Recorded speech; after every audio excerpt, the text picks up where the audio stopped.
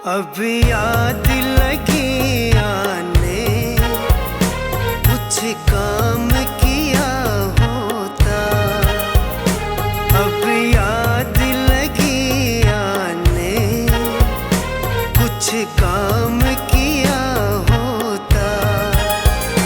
बचपन या जवानी में हर नाम लिया होता। अब याद लगी आने, कुछ काम किया होता। अब याद लगी आने, कुछ काम किया होता। बचपन या जवानी में हर नाम लिया होता। अब याद लगी आने, कुछ काम किया होता।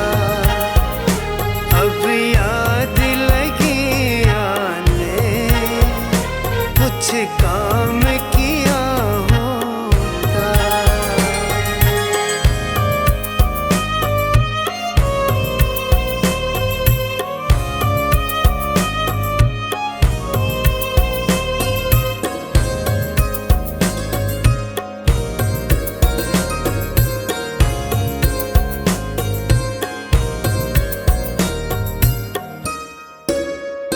सौ साल का जीना था, कुछ काम नहीं आया।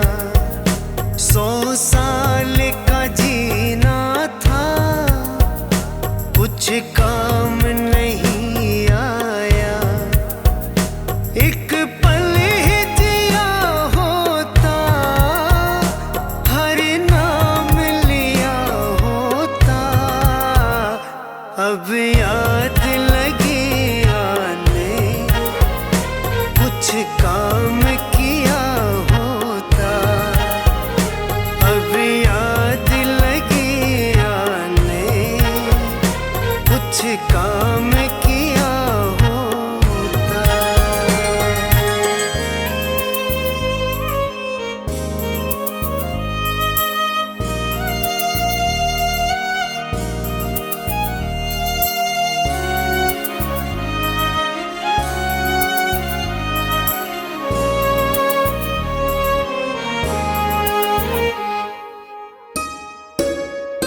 धन माया में फंस के ममता न पड़ी होती।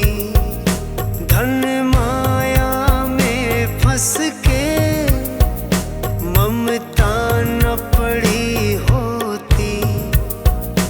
गुरु ज्ञान लिया होता, आराम किया होता। अब याद लगी आने, कुछ काम किया होता। अब याद लगी आने, कुछ काम किया होता।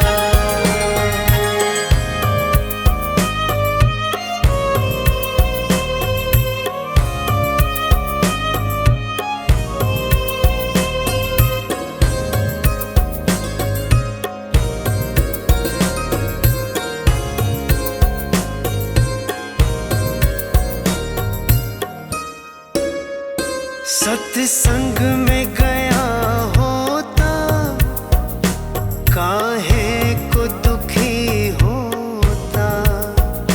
सत्संग में गया होता, काहे को दुखी होता।